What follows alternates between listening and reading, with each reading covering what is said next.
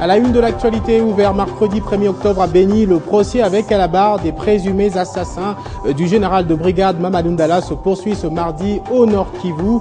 Plusieurs soldats comparaissent pour assassinat, mais aussi pour des infractions de terrorisme, vol des effets militaires et non-assistance à personne en danger. Dans ce journal, nous parlons également de la somme manquant du total réservé au porte-parole de l'opposition. Une motion de défiance visant le ministre délégué aux Finances est annoncée. L'opposition compte également saisir le procureur général de la République. Pour en parler, nous serons en ligne avec Jean-Claude Mvwemba. Et puis, jour J-1 pour la comparution devant les juges de la Cour pénale internationale du président kenyan. Uhuru Kenyatta doit se rendre ce mercredi à une convocation à La Haye pour une audience sur un éventuel nouveau report de son procès pour crime contre l'humanité. Il sera également le premier chef d'État en exercice à comparaître devant la Cour pénale internationale. Merci de nous rejoindre sur Télé 50 pour vous informer. Je l'ai dit à l'instant, une frange de députés nationaux de l'opposition annonce le dépôt d'une motion de défiance contre le ministre délégué aux Finances, Patrice Kitebi. Ces élus veulent voir clair sur les 207 millions de francs congolais manquant du total de 500 millions de francs congolais réservés aux porte-parole de l'opposition. Sujet qui fait polémique, mais également à la une de la presse. Et justement, pour en parler, nous sommes en ligne avec Jean-Claude Mvwemba. Il est de l'opposition, député national élu de la circonscription électorale de Kassangolou. Nous sommes dans le Bas-Congo. Bienvenue. Dites-nous pourquoi vous tenez à tout prix à avoir clair sur cette somme allouée au porte-parole de l'opposition, alors que l'opposition elle-même, divisée, n'a jamais, si je peux me permettre de le dire ainsi, désigné un porte-parole. Alors pourquoi vous êtes choqué? Vous devez savoir que dans un pays, là où les redditions de comptes faites par le gouvernement, qui puisse accepter à l'amener à l'Assemblée nationale, avec un décaissement de 500 000 $ octroyé au porte-parole de l'opposition, qui n'existe pas à cet instant, et plus grave encore qu'on puisse décaisser 200 000 $ par rapport aux 500 000 qu'ils ont fait entrer, prévus dans la rubrique du porte-parole de l'opposition. Vous n'avez pas le droit de dire pourquoi ça nous choque. Normal que ça vous choque. Et la suite, il est également prévu un dépôt auprès du procureur général de la République. Confirmez-vous cela? Il y a une motion de défiance qui serait introduite le jour de la plénière demain. Et jeudi matin, je veux aller porter plainte auprès du procureur général de la République pour qu'il puisse ouvrir un dossier afin que nous sachions où est parti le 200 000 $ que le ministère de Finances a décaissé au nom du compte du porte-parole de l'opposition. Merci Jean-Claude Mvwemba. On va également parler éducation dans ce journal et c'est du lancement officiel des interventions du projet d'autonomisation et innovation en matière de genre pour le leadership des filles à travers l'éducation. C'est une première phase qui a consisté à la remise de kits scolaires aux jeunes élèves filles pour les provinces de Kinshasa et Katanga. Pour ce qui est de Kinshasa, la capitale de la République démocratique du Congo, la cérémonie s'est déroulée à l'école Kimpangi du quartier Kanluka. Les nouvelles de l'intérieur du pays nous emmènent tout d'abord au Nord Kivu. Le procès des présumés assassins du colonel Mamadou Ndala Mustapha, devenu général à titre posthume, se poursuit ce mardi avec les témoignages de différents renseignants. C'est la toute première audience de la Cour opérationnelle du Nord Kivu siégeant dans cette partie en chambre foraine, d'où les interrogations sur son déroulement, mais également sur le nombre des prévenus qui sont à la barre. Une petite idée à travers ceci. Cette première audience a essentiellement consisté à l'identification des prévenus, 4 officiers ainsi qu'à la confirmation des charges. 10 prévenus parmi eux, 4 officiers dont un colonel, 4 soldats des rangs, un civil, et un élément présenté comme un membre de l'Alliance des forces démocratiques, ADF NALU, sont à la barre. On annonce également une vingtaine d'autres présumés en fuite pour lesquels des recherches sont en cours. Plusieurs personnes ont afflué à la tribune du 8 mars, érigé devant l'hôtel de la ville de Béni, afin d'assister au procès tant attendu, notamment dans les milieux de la société civile. Un important dispositif sécuritaire des policiers et des militaires a été déployé pour parer contre toute éventualité et ainsi assurer le bon déroulement de l'audience. Il faut noter que le colonel Mamadou Ndala Mustapha commandant de l'unité commandant d'intervention rapide, a été tué en date du 2 janvier dans la banlieue de la ville de Béni pendant qu'il se rendait à Eringeti dans le cadre de la planification des opérations de traque contre les rebelles ougandais de l'ADF Nalu. On reste au Nord Kivu pour parler d'une nouvelle action de la police de Butembo qui a permis de mettre la main sur 9 présumés kidnappeurs. Parmi eux, un élément des forces armées de la République démocratique du Congo, 3 rebelles de l'APC et 5 civils. Ce groupe s'ajoute sur la liste des 11 autres membres de la bande déjà condamnés par la justice militaire. Martial Bendelo pour les détails. Les 9 personnes arrêtées sporadiquement ont été présentées au public ce lundi au cours de la parade de bandière à la cour de l'hôtel de ville. 5 d'entre elles ont été arrêtées à Butembo, 4 autres l'ont été à Béni. Parmi ces 4, un major du régiment commando des FARDC basé à Béni. C'est bien lui qui fournissait d'ailleurs à la bande armes et munitions, a expliqué le colonel Blaise Dimundou, commissaire supérieur de la police congolaise du district de Butembo. Grande satisfaction de la part de la population à travers ces différentes structures. C'est le cas de la FEC et de la coordination locale de la société civile. Cette dernière qui accusait même les autorités locales de complicité dans les récurrents cas de kidnapping en ville de Butembo. La société civile félicite au contraire les services de sécurité et se tourne maintenant à la justice, exigeant un procès équitable et indépendant contre ces présumés criminels qui s'adonnaient aux enlèvements des opérateurs économiques de Butembo, lesquels victimes étaient libérées toujours après versement des rançons. De son côté, le maire Theodore Fikulu-Vasa Kamakala, tout en exigeant la tenue rapide du procès des présumés kidnappeurs, met en garde contre leur fuite éventuelle, d'autant plus que ce sont ces 9 personnes qui sont considérées comme cerveau moteur du réseau, a incité l'autorité européenne. Pendant leur interrogatoire à la police, personnes arrêtées ont déclaré qu'elles planifiaient des nouvelles opérations de kidnapping et la cible était notamment le maire de Butembo et les commandants de la police, dont la libération serait conditionnée par le versement d'une rançon évaluée à $200 000 américains pour le premier cas et la libération de tous les détenus de la prison de Kakwango en ville de Butembo pour le second. Marcel Bengelo, Butembo et le 50.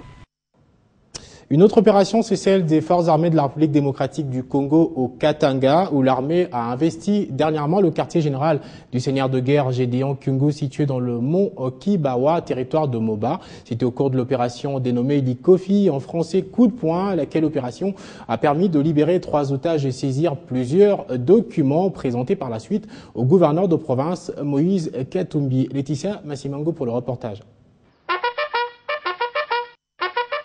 13 otages libérés, dont 6 hommes, 4 femmes et 3 fillettes, plusieurs armes à feu et des munitions, des amulettes, des masques en écorce d'arbres et des costumes cérémoniels.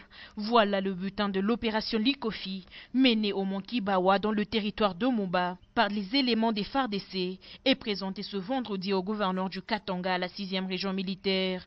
Si encore une fois le seigneur de guerre, Gédéon Kyungu Mutanga et ses lieutenants ont réussi à s'échapper, les forces armées de la République qui ont investi son QG, situé à 1300 mètres d'altitude et donc difficile d'accès, ont mis également la main sur des documents confidentiels, des correspondances avec accusés de réception et le drapeau de la République du Katanga, hissé ostensiblement sur le mont Kibawa. Nous avons mené cette opération Likofi. Comme vous sentez le mot, c'était juste un coup de poing. L'opération s'est très bien déroulée.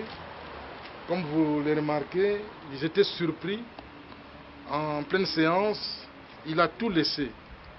Et les gens, les otages qui sont là nous disent même que Gédéon s'est échappé en culotte bleue, en abandonnant tous ces documents traditionnels, tous ces documents et tous ces vêtements traditionnels. Selon les explications fournies à l'autorité provinciale par le commandant de la 6e région militaire, le général Mboyama, le fugitif Gédéon Kyungu était visiblement organisé. Il suivait les informations en temps réel grâce à une antenne parabolique et des coupures des journaux lui parvenaient aisément. La détermination du chef de l'État, Joseph Kabila, relayée en province par le gouverneur Moïse Katumbi Chapwe de ramener la paix sur l'ensemble du pays, sans oublier la bravoure des forces armées de la République, démontre que les jours du seigneur de guerre, Gédéon Kyungu Mutanga et de ses hommes, sont désormais comptés. On finit la tournée provinciale par le Kassai-Oriental où le gouvernement provincial a lancé lundi les travaux de remblayage du ravin du site Sédico qui menace la nationale numéro 1 dans la commune de Bipemba, et ce grâce aux fonds débloqués par le FONER. Le coût est de 320 000 $ américains et déjà 207 000 sont disponibles. Crispin Chibinkoufoua. C'était une véritable menace pour la route nationale numéro 1 dans son tronçon compris entre les ronds-points Kalalawankata et la commune de Bipemba. Une véritable menace avec ces ravins. Sédico, qui est une des dérivations du célèbre ravin Mbaloa Chitolo, qui a englouti plusieurs maisons de ces quartiers. C'est lundi, les gouverneurs des provinces, accompagnés de quelques membres du gouvernement provincial et les agents de l'Office des voiries et drainage, l'OVD, se sont rendus sur place pour lancer les travaux de remblayage de ces ravins Sédico afin de sauver cette route nationale numéro 1. Le coût global est de 320 000 $ américains, dont 207 000 déjà financés par les FONER, les fonds d'entretien routier, grâce au plaidoyer fait par le gouverneur des provinces et le président de l'Assemblée provinciale du Kassai-Oriental.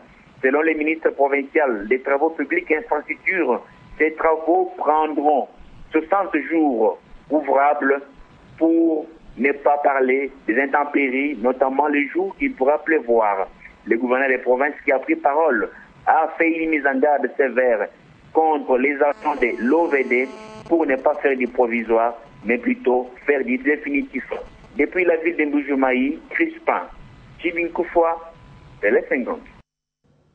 Sur le continent, on parle encore de cette nouvelle, vue comme un événement planétaire, la comparution devant les juges de la Cour pénale internationale d'un président en exercice. On parle de celle du président kényan. En effet, Uhuru Kenyatta a annoncé lundi 6 octobre qu'il se rendrait mercredi à la convocation de la Cour pénale internationale pour une audience sur un éventuel nouveau report de son procès pour crime contre l'humanité. Et si cela est fait, il sera le premier chef d'État en exercice à comparaître devant la Cour pénale internationale.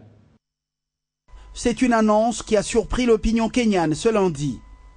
Après les menaces des mandats d'arrêt et des sanctions internationales proférées contre lui, en cas de refus de se présenter devant la Cour, le président kényan, Uhuru Kenyatta, a annoncé devant le Parlement lundi qu'il assisterait mercredi à La Haye à l'audience à laquelle il a été convoqué. Premier chef d'État en exercice à comparaître en personne devant la CPI, Uhuru Kenyatta dit se rendre à titre personnel et non en qualité de chef d'État. En son absence, c'est le vice-président William Ruto, également inculpé pour crime contre l'humanité par la Cour pénale internationale, qui assure l'intérim du pouvoir à Nairobi. Le dirigeant kényan est accusé par la CPI d'avoir orchestré les massacres à caractère ethnique qui ont suivi l'élection présidentielle de la fin décembre 2007, un scrutin dont le résultat a été contesté par les opposants au président Mwai Kibaki, alors proclamé vainqueur par la commission électorale. Les violences avaient causé la mort de 1300 personnes et forcé près de 600 000 personnes à l'errance. Uhuru Kenyatta et William Ruto, anciens adversaires aujourd'hui devenus partenaires politiques, rejettent les accusations et maintiennent n'avoir joué aucun rôle dans les pires violences qui ont secoué le pays depuis son indépendance en 1963. La procureure Fatou Bensouda cherche à gagner du temps pour récolter suffisamment de preuves afin de faire tomber les deux hommes politiques. Mais déjà Nairobi s'est montré réticent à collaborer avec la CPI, ce qui arrange les affaires d'Uhuru Kenyatta, qui a multiplié des tentatives ces derniers jours pour clôturer ce dossier. L'actualité sportive, il y en a dans ce journal et détrompez-vous. On commence pas avec le football, mais du handball, dont le coup d'envoi de la Coupe du Congo est prévu pour ce 25 octobre. Et pour une belle entame de la compétition, les dames du handball club Daring Club Motema Pembe s'activent en plein air au stade Tata Raphaël. Elles se regroupent chaque matin pour une dernière ligne droite avant la compétition proprement dite. Et pour la séance de ce matin, Arlette Boutella était sur terrain.